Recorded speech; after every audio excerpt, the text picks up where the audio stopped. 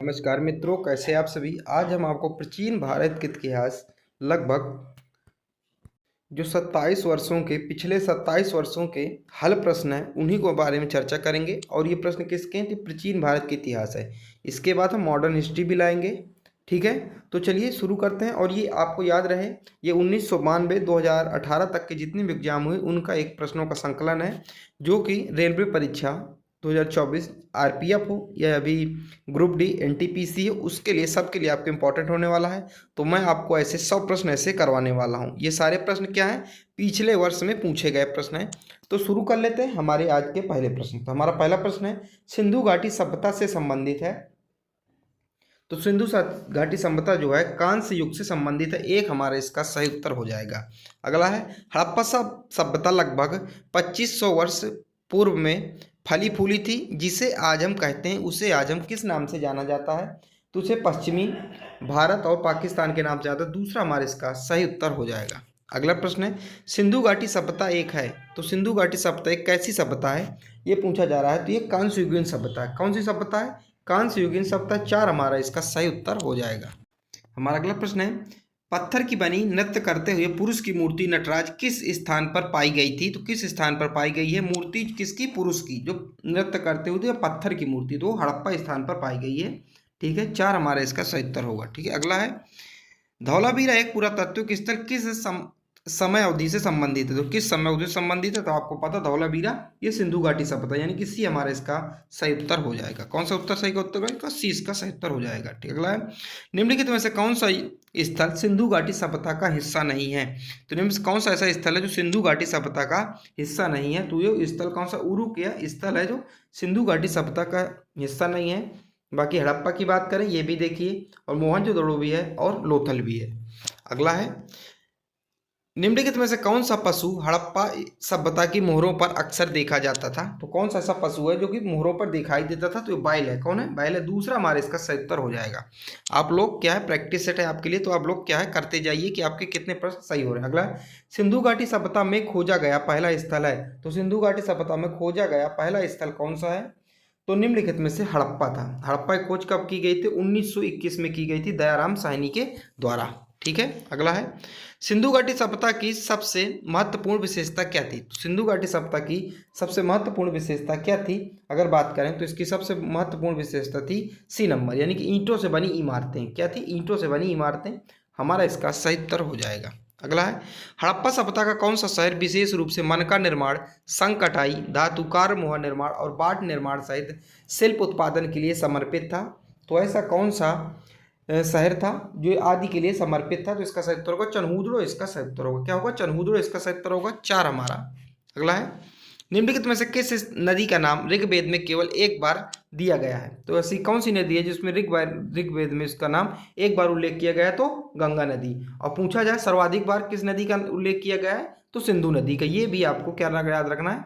याद रखना है। तो ऋग्वेद में एक बार किस नदी का उल्लेख किया गया है? तो गंगा नदी है, और सर्वाधिक बार सिंधु नदी। अगला है, उपनिषद में निम्नलिखित में से किस महिला विद्वान का उल्लेख किया गया है? तो गार्गी का उल्लेख किया गया है। तीसरा हमारा इसका सही उत्तर हो जाएगा। अगला है, ऋग्वेद में वर्णित मृधरवाच का तात्पर्य है। तो मृधरवाच का तात्पर्य क्या है ऋग्वेद में जो वर्णित है? इसका सही उत्तर क्या हो जाएगा? इसका सही उत्तर होगा ऑप्शन नंबर तीसरा, वह प्रकृति जो कि पूजा करता है। तो इसका क्या उत्तर हो जाएगा? ऑप्शन नंबर इसका हमारा हो जाएगा सी। नहीं, इसका ऑप्शन नंबर दूसरा हमारा होगा, माफ कीजिएगा, ऑप्शन नंबर दूसरा होगा।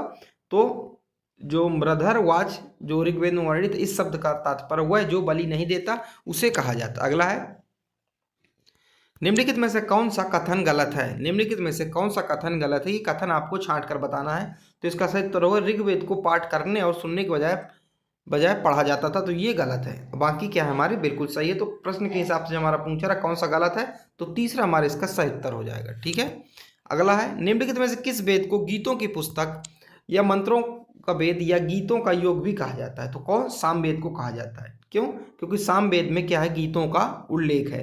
ठीक, गीत के बारे में, संगीत के बारे में उल्लेख है। तो सामवेद को गीतों का पुस्तक या गीतों का योग भी कहा जाता है। आप सभी को पता है 4 वेद है हमारे पास, ऋग्वेद, यजुर्वेद, सामवेद तथा अथर्ववेद। ठीक है, जिसमें से ऋग्वेद सबसे पुराना वेद है। अगला है, ऋग्वेद में 1028 सूक्त हैं जिन्हें 10 पुस्तकों में व्यवस्थित किया गया है। जिन्हें कहा जाता है, तो जिन्हें क्या कहा जाता है, इसे आपको बताना, जिन्हें मंडल कहा जाता है। क्या कहा जाता है? मंडल कहा जाता है। एक हमारा इसका सही उत्तर हो जाएगा। ठीक है, अगला है उपनिषदों में उपनिषद मुख्य माने जाते हैं। तो कितने उपनिषद में उपनिषद मुख्य माने जाते हैं ये आपको बताना है। तो इसका सही उत्तर क्या हो जाएगा? इसका सही उत्तर हो जाएगा 108 उपनिषदों में से 11 उपनिषद सही माने जाते हैं। तो 11 इधर आ जाएगा, 108 इधर आ जाएगा।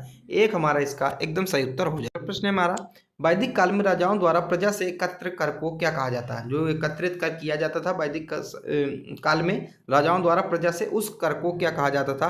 तो उस कर को बलि कहा जाता था। क्या बलि कहा जाता था? तीसरा हमारा इसका सही उत्तर हो जाए। अगला प्रश्न है, यजुर्वेद में यजुर शब्द का क्या अर्थ है? तो यजुर शब्द का क्या अर्थ है यजुर्वेद में? तो इसका सही शब्द क्या अर्थ क्या है? त्याग इसका सही अर्थ है। तीसरा हमारा इसका सही उत्तर हो जाएगा। अगला है, निम्नलिखित में से किस वेद में रोगों का उपचार किया जाता है? तो रोगों का उपचार किस वेद में दिया जाता है? तो इसका सही उत्तर क्या हो जाएगा? इसका सही उत्तर होगा अथर्ववेद। क्या होगा? अथर्ववेद इसका सही उत्तर हो जाएगा। चौथा हमारा इसका सही उत्तर होगा। अगला है, 16 महाजनपदों के संदर्भ में निम्नलिखित में से कौन सा एक राजधानी शहर नहीं था? कौन सा एक राजधानी शहर न था ये आपको बताना है। तो अवंती कौन सा शहर नहीं था? अवंती एक राजधानी शहर नहीं था। हमारा दूसरा इसका सही उत्तर हो जाएगा। अगला प्रश्न है हमारा, प्राचीन शहर चंपा को जाता है। तो चंपी जो महाजनपद की राजधानी माना जाता था, इसका जो सही उत्तर होगा उसका होगा 3 हमारा इसका सही उत्तर होगा। क्या यहाँ से होगा सही उत्तर? 3 हमारे यहाँ से सही उत्तर हो जाएगा। ठीक है, अगला है, सत्यमेव जयते का अर्थ क्या है? तो सत्यमेव जयते का अर्थ क्या है? देखिए ऐसा भी पूछा गया था, सत्यमेव जयते का अर्थ क्या है? ये इंग्लिश में पूछा जा रहा है, क्योंकि इसका अर्थ क्या है इंग्लिश में आपको बताना है। तो इसका अर्थ है ट्रूथ एलोन ट्राइम्फ, ये इसका सही उत्तर हो जाएगा। तो यानी कि तीसरा हमारे यहाँ से सही उत्तर हो जाएगा, इसका सही उत्तर। अगला है, गंगा और सोन जैसी नदियां प्राचीन भारत में महाजनपद से होकर बहती थी। किस महाजनपद से होकर बहती थी? गंगा और सोन नदी। आपको पता है गंगा नदी की सहायक नदी कौन सी है? सोन नदी है।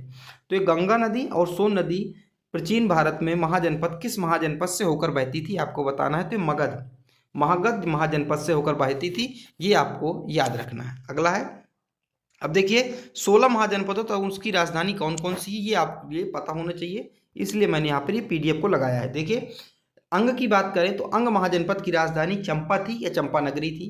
वहीं पर अगर बात करें मगध की बात करें, किसकी? मगध की बात करें तो इसकी राजधानी राजगृह या पाटलिपुत्र थी। काशी की बात करें तो इसकी राजधानी वाराणसी थी। गंधार की बात करें तो तक्षशिला थी।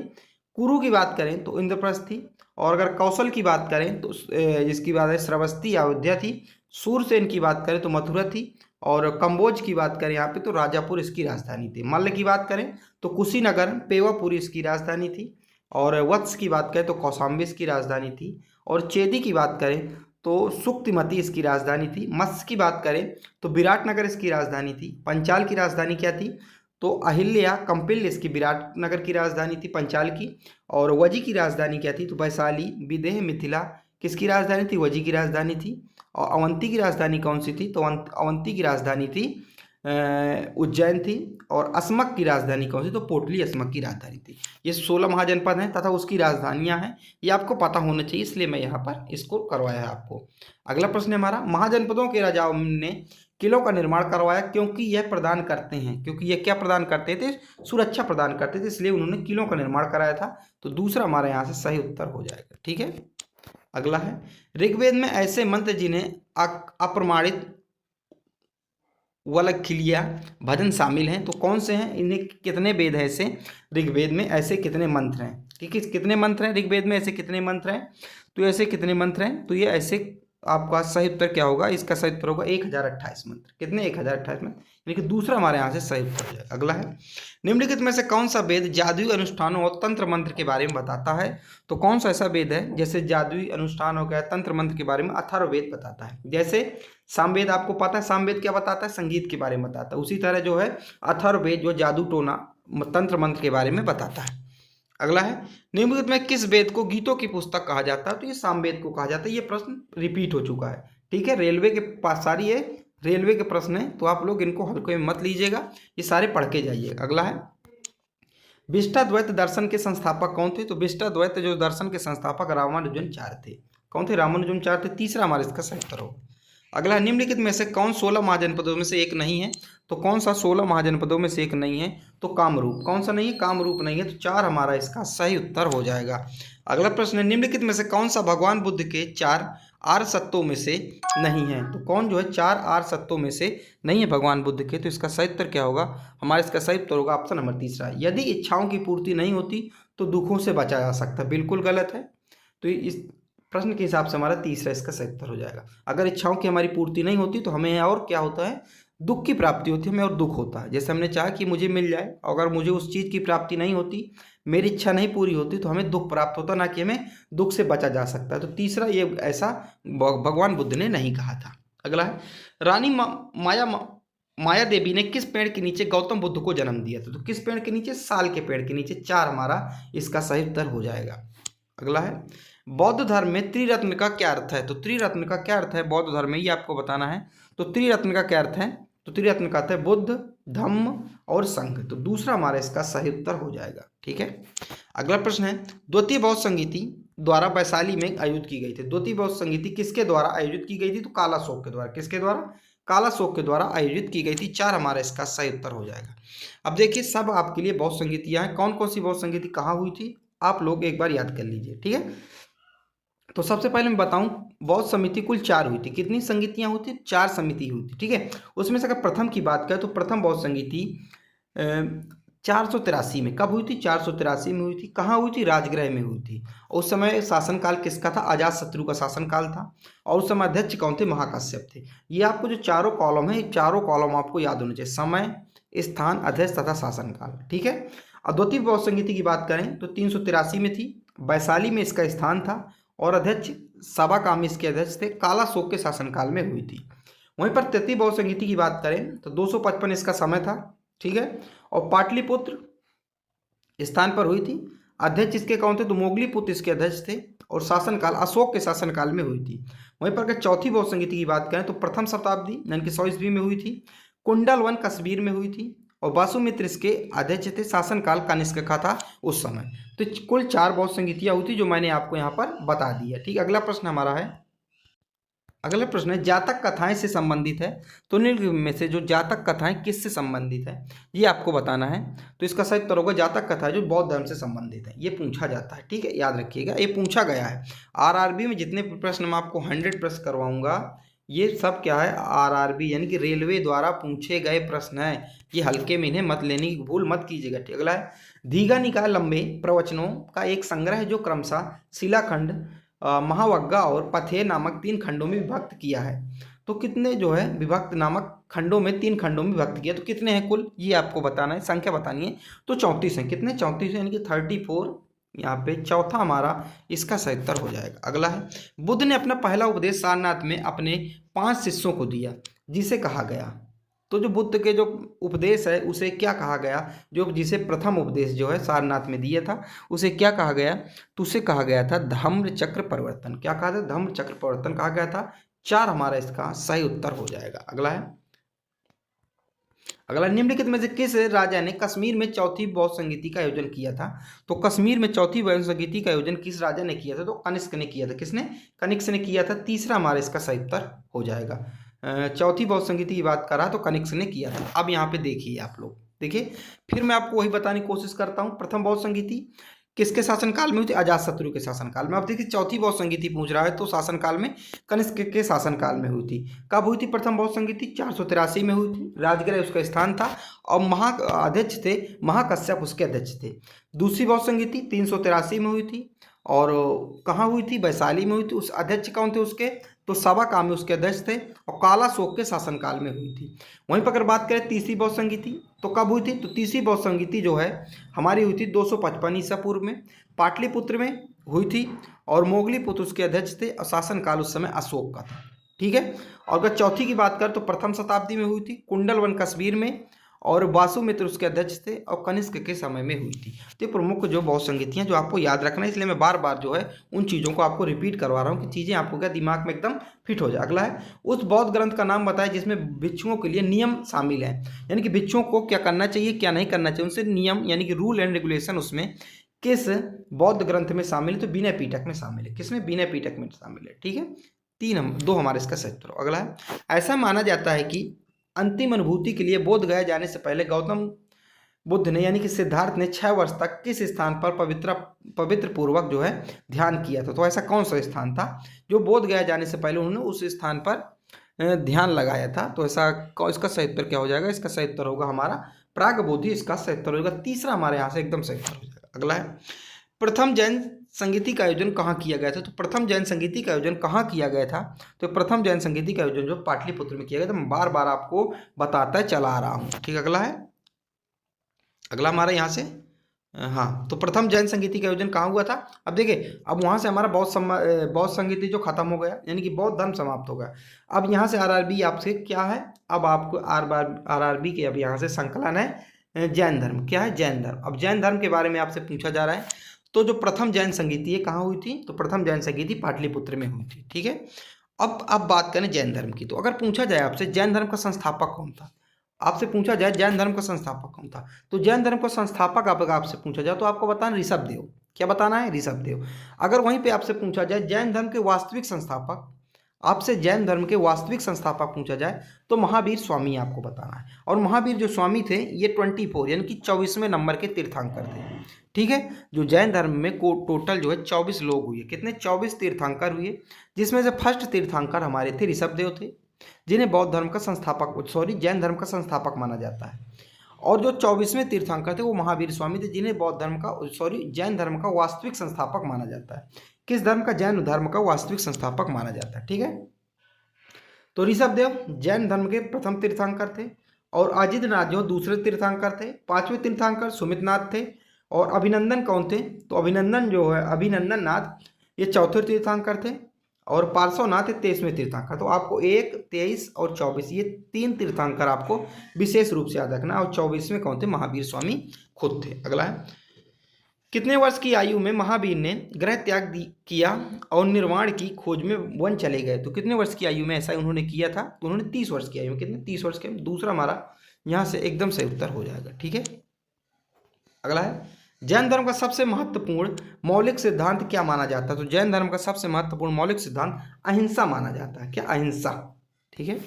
अगला है, महावीर के उपदेश में संकलित किए गए थे जिन्हें अंग कहा जाता था, वो प्राकृतिक भाषा में लिखे गए थे। तो महावीर जो सो कितने खंडों में किया गया था? तो आपसे खंड पूछा जाए तो 12 खंडों में किया गया था। कितने? 12 खंडों में किया गया था, ठीक है।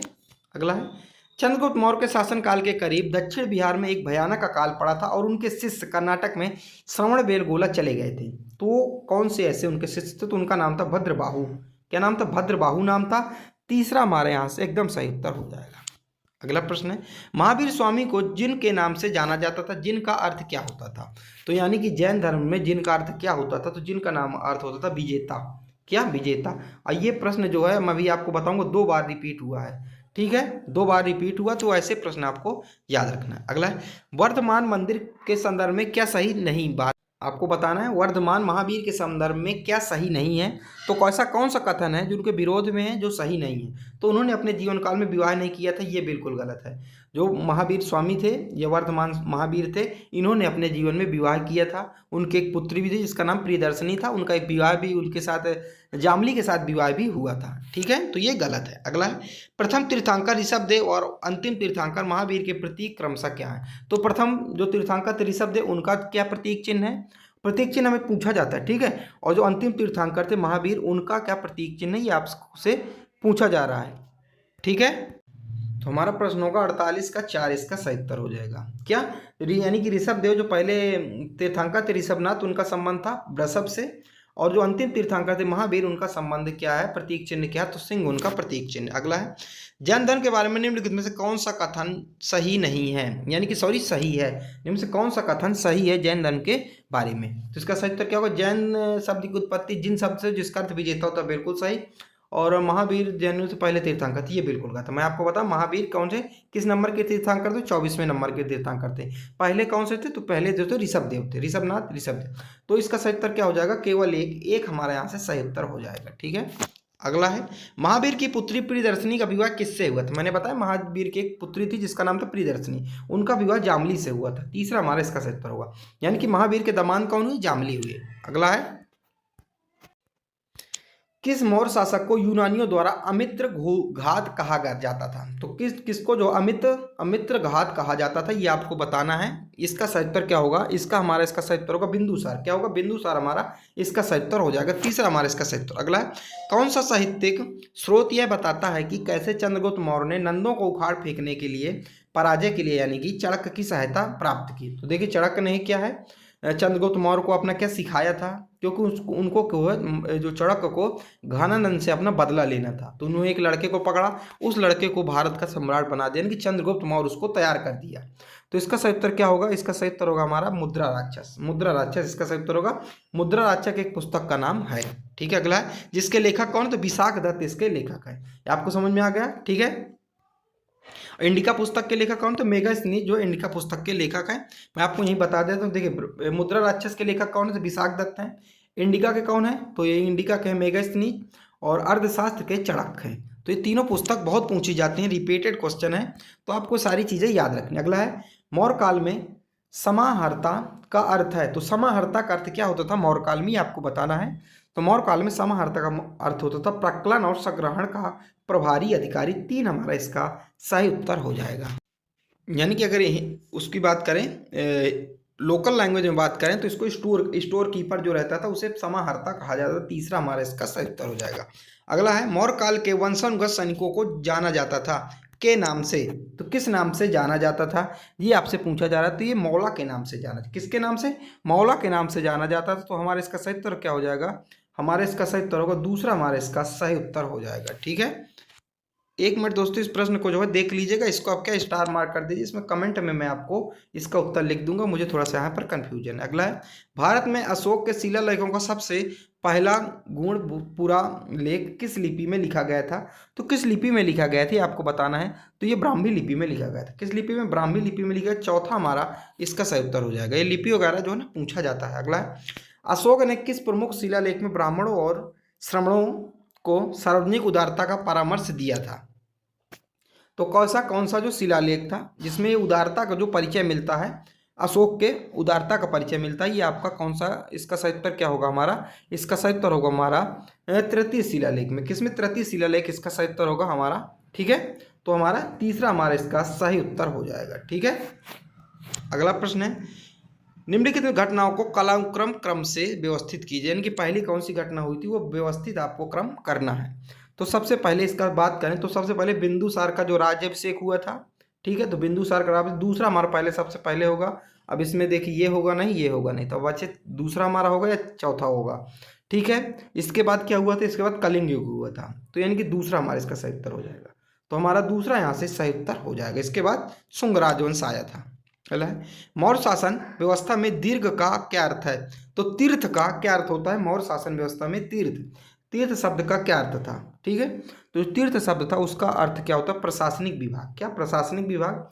दूसरा हमारे इसका सही उत्तर हो जाएगा। अगला है, अशोक सम्राट ने बौद्ध धर्म के आदर्शों को प्रचार के लिए धर्म प्रचारकों को दूर दराज स्थानों पर भेजा ताकि लोग भगवान बुद्ध की शिक्षाओं और अपने जीवन को प्रेरित कर सकें। इन धर्म प्रचारकों में उनका पुत्र एवं पुत्री थी। तो उनका पुत्र और एवं पुत्री का क्या नाम था जिनको बौद्ध धर्म प्रचार के लिए भेज दिया था? तो उनके पुत्र का नाम था महेंद्र और पुत्री का नाम था संघमित्रा। तो दूसरा हमारा इसका सही उत्तर हो जाएगा। अगला है, तीसरा इसका, यानी कि महेंद्र और संघमित्रा। अगला है, चंद्रगुप्त मौर्य ने अपने अंतिम दिन कहाँ व्यतीत किए थे? तो श्रवण बेलगोला में व्यतीत किए थे।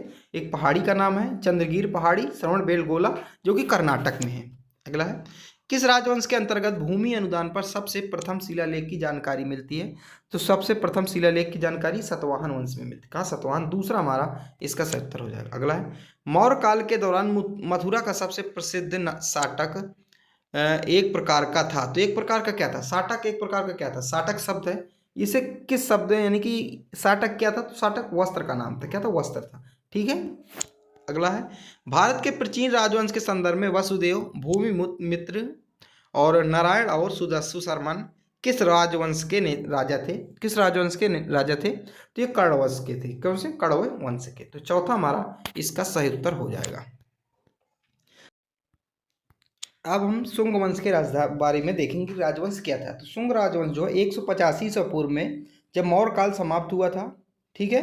तो मौर्य के बाद आया था, मौर्य साम्राज्य के बाद आया था शुंग वंश। तो इसके संस्थापक कौन थे? तो इसके संस्थापक थे पुष्यमित्र शुंग थे।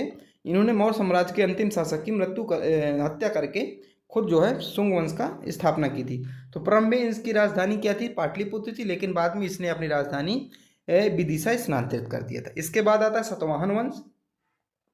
तो सातवाहन वंश का जो राजवास संस्थापक कौन था? सिमुक इसका संस्थापक था। ठीक है।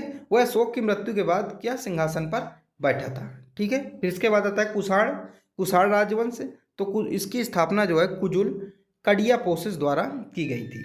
तो ये कुछ प्रमुख थे जो मैंने आपको राजवंश थे जिनके संस्थापक आपको याद रखना है। ठीक है। हमारा अगला प्रश्न है, मौर्य काल के बाद के विजेता अर्थात यूनानियों, शक, पार्थियों और कुषाणों के संदर्भ में निम्नलिखित विकल्पों में से कौन सा सही नहीं है? नहीं, ऐसा कौन सा सही नहीं है? तो इसका सही उत्तर होगा ऑप्शन नंबर तीसरा। इसका सही उत्तर क्या होगा हमारा? इसका सही उत्तर होगा ऑप्शन नंबर तीसरा। उन्होंने वैष्णववाद को अपने धर्म के रूप में स्वीकार किया और शैव धर्म को त्याग दिया। तो तीसरा हमारा जो इसका क्या है? सही नहीं है। अगला है, कुषाण साम्राज्य के पतन के बाद पाटलिपुत्र पर किसने अधिकार किया? तो किसने अधिकार किया था ये आपसे पूछा जा रहा है। तो हमारा इसका सही उत्तर होगा सीथियन ने। किसने? सीथियन ने किया था। 4 हमारा इसका सही उत्तर हो जाएगा। अगला है, प्राचीन भारत में आक्रमणकारियों के संदर्भ में निम्नलिखित में से कौन सा सही कालानुक्रम सही है? तो कौन सा इसको क्रम में बैठाना है? तो इसका सही उत्तर क्या होगा? दूसरा इसका सही उत्तर को यूनानी, शक, फिर कुषाण। तो दूसरा हमारा इसका सही उत्तर हो जाएगा। अगला है, निम्नलिखित में से किन शासकों ने देवपुत्र या ईश्वर का पुत्र की उपाधि धारण की? तो कैसा किसने किया था? कौन सा शासक था जिसने देवपुत्र, जिसका मतलब होता है ईश्वर का पुत्र की उपाधि धारण किया था? तो ऐसा कौन सा था? तो कुषाण शासक थे। कौन से? कुषाण शासक। तो 4 हमारा यहाँ से इसका सही उत्तर हो जाएगा। ठीक है। अगर बात करें अब बिंदुसार की, तो बिंदुसार कब चंद्रगुप्त मौर्य का पुत्र था बिंदुसार। ठीक है। और बिंदुसार का पुत्र कौन था? अशोक था। ये आपको पढ़ लेना है। अगला है, चोल वंश के अभिलेखों के अनुसार जो मंदिरों को उपहार में दी जाती है वह भूमि क्या कहलाती है? तो उस भूमि को क्या कहा जाता है ये आपको बताना है। जो मंदिरों को दान में दी जाती है उस भूमि को क्या कहा जाता है? उसे कहा जाता है तिरुनामट्टुकन्नी। तिरुनामट्टुकन्नी कहा जाता है। दूसरा हमारा इसका सही उत्तर हो जाएगा। अगला है, अमैचर शब्द का वर्णन संगम काल के दौरान निम्नलिखित में से किसके रूप में किया गया? तो किसके रूप में किया गया? तो मंत्रियों के रूप में किया गया। एक हमारा इसका सही उत्तर हो जाएगा। अगला है, निम्नलिखित में से कौन संगम के 5 महाकाव्यों से संबंधित है नहीं है? तो संगम के 5 जो महाकाव्य थे, अभी मैं बताऊंगा कौन कौन से 5 महाकाव्य थे, उनमें से संबंधित नहीं है। तो इसका सही उत्तर क्या होगा? इसका सही उत्तर होगा हमारा चौथा। इसका सही उत्तर होगा कौन सा संबंधित नहीं है? तो थिरुमुरु गत्रुपदाई। तो 4 इसका सही उत्तर हो जाएगा। तो अब देखिए संगम युग के 5 महाकाव्य कौन कौन से थे ये मैं आपको बता देता हूँ। कौन कौन से थे? सॉरी, यहाँ पे 4 ही देख लीजिए। तो एक ये हो गया संगम युग के महाकाव्य में से, एक शिल्पद्दिराम, और एक हो गया मणिके मेलाई, दूसरा हो गया शिवा का चिंतामणि, और चौथा हो गया कुंडिकालेसिस। ये थे 5, जिसे 4 हैं, जिसमें से 5 तो एक मैं शायद मैं लिखना भूल गया, ये आप क्या है एक बार देख लेंगे। अगला है, शिल्पा कद्दीरामम एक तमिल महाकाव्य है जिसे द्वारा लिखा गया। जिसे किसके द्वारा लिखा गया ये आपको बताना है। जिसे किसके द्वारा लिखा गया? तो ये लिखा गया इंग्लो आदिगल के द्वारा लिखा गया। 4 हमारा यहाँ से एकदम सही उत्तर होगा। अगला है, संगम युग में तोलकाप्पियम रचना है साहित्य की सबसे बड़ा। तो कौन सी ऐसी रचना है जो साहित्य की सबसे बड़ी रचना है जो संगम युग में की गई थी? तो इसका सही उत्तर क्या होगा हमारा? इसका सही उत्तर हो जाएगा हमारा तमिल। किस भाषा में? तमिल भाषा में। ठीक है। अगला, प्राचीन भारत में संगम क्या है था? तो संगम क्या था? तो प्राचीन भाषा में जो संगम था वो क्या था ये आपको बताना है। तो इसका सही उत्तर क्या होगा हमारा? इसका सही उत्तर होगा हमारा तमिल कवियों का एक संघ या मंडल था, उसी को संगम युग बाद में हो गया था। ठीक है। अगला है, दक्षिण भारत में कितने संगम या तमिल कवियों की सभा आयोजित किए गए थे? तो कितने तक संगम थे? ये तमिल कवियों की जो सभा थी आयोजित की गई थी, तो ये आपको बताना है। तो इसका सही उत्तर 3 क्या होगा? 3। ठीक है। तो आपको समझ में आया कि संगम किसे कहा जाता था दक्षिण भारत में? यानी कि तमिल कवि थे जिनकी सभा थी, लगती थी, जिनका ग्रुप बनता था, मंडल, जिनकी मीटिंग होती थी, उसे संगम कहा जाता था। अगला है, संगम साहित्य की रचना किस शास्त्रीय भाषा में हुई थी? तो संगम साहित्य की रचना किस शास्त्रीय भाषा में हुई थी? तो ये हुई थी तमिल भाषा में। किसमें? तमिल भाषा में। जाहिर सी बात है, तमिल जो कवि हैं उनका जो समूह था तो तमिल भाषा में होगी। ठीक है। अगला है, निम्नलिखित शासकों में से कौन संगम काल के चेरा राज्य से संबंधित नहीं था? तो चेरा राज्य से कौन सा संबंधित नहीं था? तो ये नेडियन। कौन था? नेडियन संबंधित। एक हमारा यहाँ से सही उत्तर हो जाएगा। अगला है निम्नलिखित किस शहर में संगम सभाओं का आयोजन हुआ था। तो ऐसा कौन सा शहर है जहां संगम सभाओं का आयोजन हुआ था। तो हमारा जो 77 यानी कि 77वें नंबर का मदुरै इसका सही उत्तर हुआ गया। ठीक है, याद रखना है। अगला, भारत के इतिहास के संदर्भ में राजुक शब्दों का प्रयोग निम्नलिखित में से किसके लिए किया जाता है। तो राजुक जो शब्द है इसके लिए किसका प्रयोग किसके लिए किया जाता था, ये आपको बताना। तो राजुक शब्दों का प्रयोग राजस्व अधिकारी के लिए किया जाता था। किसके लिए, राजस्व अधिकारियों के लिए किया जाता था। ये महत्वपूर्ण शब्दावली हैं जिनको आपको याद रख के चलना है। अगला है, नालंदा विश्वविद्यालय की स्थापना 5वीं शताब्दी में द्वारा की गई थी, यानी किसके द्वारा की गई थी। इसका सही उत्तर क्या हो जाएगा, इसके द्वारा सही उत्तर क्या, कुमारगुप्त। किसके द्वारा, कुमारगुप्त के द्वारा जो नालंदा विश्वविद्यालय की स्थापना 5वीं शताब्दी में की गई थी। तो ठीक है, इसका सही उत्तर तीसरा हमारा इसका सही उत्तर हो जाएगा। अगला है, समुद्रगुप्त की माता निम्नलिखित में से किस गण से संबंधित थी। तो समुद्रगुप्त की माता किस गण से संबंधित थी, लिच्छवी गण से संबंधित थी। किससे, लिच्छवी गण से संबंधित थी। ठीक है, अगला है, समुद्रगुप्त की इलाहाबाद प्रस्थिति की रचना किसने की। तो किसने की थी, हरिसेन ने किया था। किसने किया था, हरिसेन ने किया है। आप लोग याद रखिएगा, यूपी वाले विशेषकर याद रखेंगे। अगला है, गुप्त काल के प्रथम कुलिक शब्द का अर्थ है। तो गुप्त काल के जो प्रथम कुलिक शब्द का क्या अर्थ है ये आपको बताना है। तो इसका सही उत्तर क्या होगा, इसका सही उत्तर होगा मुख्य शिल्पकार। क्या होगा, मुख्य शिल्पकार। 4 हमारे यहाँ से सही उत्तर होगा। अगला है, निम्नलिखित में से कौन चंद्रगुप्त द्वितीय के 9 रत्नों में से एक है। तो इसका सही उत्तर क्या होगा, हमारा इसका सही उत्तर हो जाएगा बराहमिहिर। इसका सही उत्तर हो जाएगा। तो 9 रत्न जो चंद्रगुप्त के थे द्वितीय के, उसमें से एक था बराहमिहिर। अगला है, गुप्त काल के में ब्राह्मणों को जो भूमि दान दी जाती थी उसे क्या कहते थे, उसे क्या कहा जाता था। तो जो भूमि गुप्त काल में ब्राह्मणों को दान में दी जाती थी उस भूमि को एक विशेष शब्द का उपयोग किया जाता था जिसे अग्रहार कहा जाता था। क्या कहा जाता था, अग्रहार कहा जाता था। अगला है, गुप्त के सोने और चांदी के मुद्राओं में के सिक्के पर आधारित थे। किसके सिक्के पर आधारित थे ये आपको बताना है। इसका सही उत्तर होगा हमारा रोमन और शक छपत्रों। तो एक हमारा इसका सही उत्तर हो जाएगा। अगला है, विक्रमादित्य किस प्रसिद्ध गुप्त शासक का दूसरा नाम है। तो विक्रमादित्य की उपाधि किस शासक को दी गई थी। तो इसका सही उत्तर क्या हो जाएगा, चंद्रगुप्त जो सेकंड था। कौन था, चंद्रगुप्त सेकंड को विक्रमादित्य की उपाधि दी गई थी। ठीक है, अगला है, स्कंदगुप्त ने 5 प्रकार के स्वर्ण सिक्के जारी किए थे। निम्नलिखित में से कौन सा उनमें से एक प्रकार नहीं है। ठीक है, तो कौन सा एक प्रकार नहीं है ये आपको बताना है। तो कौन सा ऐसा प्रकार नहीं है ये आपको बताना है। तो हमारा 77 का इसका सही उत्तर क्या हो जाएगा, बैल या वृषभ का प्रकार। तो 4 हमारा इसका सही उत्तर हो जाएगा। अगला है, निम्नलिखित में कौन हर्षवर्धन के शासनकाल में भारत आया था। तो हमारे इसका सही उत्तर होगा, हमारे इसका सही उत्तर होगा दूसरा इसका इनके वैनसांग, जिसका अन्य नाम था जुआन यांग भी इसको कहा जाता था। ठीक है, अगला है, रवि कीर्ति का एहोल शिलालेख पुलकेशिन द्वितीय की विजय पर विस्तार से वर्णन करता है। तो इसका सही उत्तर किस द्वितीय की, जो पुलकेशिन विजय की द्वितीय पर के बारे में वर्णन करता है। इसका सही उत्तर होगा हर्ष। क्या होगा, हर्ष इसका सही उत्तर हो जाएगा। अगला प्रश्न है हमारा, हर्षवर्धन किस वंश के थे। तो हर्षवर्धन किस राज वंश के थे या किस वंश के थे। तो पुष्यभूति वंश के थे। किससे, पुष्यभूति वंश के थे। 4 हमारा इसका सही उत्तर होगा। अगला है, राजा हर्षवर्धन ने में ज्ञान का एक विशाल केंद्र स्थापित किया, भद्र विहार कहा जाता था। तो कहाँ ऐसा किया था जिसे भद्र विहार कहा जाता था। तो इसका सही उत्तर हमारा क्या होगा, इसका हमारा सही उत्तर कन्नौज होगा। क्या होगा हमारा इसका सही उत्तर मित्रों, तो हमारे इसका जो सही उत्तर कन्नौज होगा। क्या होगा, कन्नौज इसका हमारा सही उत्तर हो जाएगा। तो तीसरा हमारा यहाँ से सही उत्तर होगा। अगला है, दक्षिण भारत में वास्तुकला की द्रविड़ शैली की शुरुआत किसके साथ हुई थी। तो दक्षिण भारत में वास्तुकला की जो द्रविड़ शैली की शुरुआत है ये पल्लव, जब पल्लव राजवंश आए थे पल्लव, तो उनके साथ हुई थी। ठीक है, अगला है, चालुक्यों की राजधानी कहाँ स्थित थी। तो चालुक्यों की राजधानी कहाँ स्थित थी आपको बताना है। तो ये वातापी पे स्थित थी। कहाँ, वातापी में स्थित। दूसरा हमारा इसका सही उत्तर हो जाएगा। अगला है, पल्लवों की राजधानी कहाँ थी। तो पल्लवों की राजधानी कहाँ थी आपको बताना है। तो इसका सही उत्तर होगा कांचीपुरम। क्या होगा, कांचीपुरम हमारा इसका सही उत्तर हो जाएगा। अगला प्रश्न है, चालुक्यों के संदर्भ में निम्नलिखित में से कौन सा सही है। कौन सा कथन जो है सही है ये आपसे बताना है, यानी कि 3 गलत हैं, एक सही है, ये आपको बताना है। तो एक जो हमारा अगर सही की बात करें तो एक सही होगा हमारा दूसरा वाला, यानी कि चालुक्यों के अधीन ग्राम स्वायत्तता अनुपस्थित थी। तो हमारा इसका सही उत्तर क्या हो जाएगा, दूसरा हमारा इसका सही उत्तर हो जाएगा। अगला प्रश्न है हमारा, निम्नलिखित में से किस भाषा में प्रसिद्ध कवि रवि कीर्ति द्वारा लिखी गई एहोल शिलालेख है। तो किस भाषा में लिखी गई थी एहोल शिलालेख, किसके द्वारा, रवि कीर्ति के द्वारा। तो किस भाषा में लिखी गई थी। तो इस भाषा का नाम है संस्कृत। क्या नाम है, संस्कृत नाम है। दूसरा हमारा इसका सही उत्तर हो जाएगा।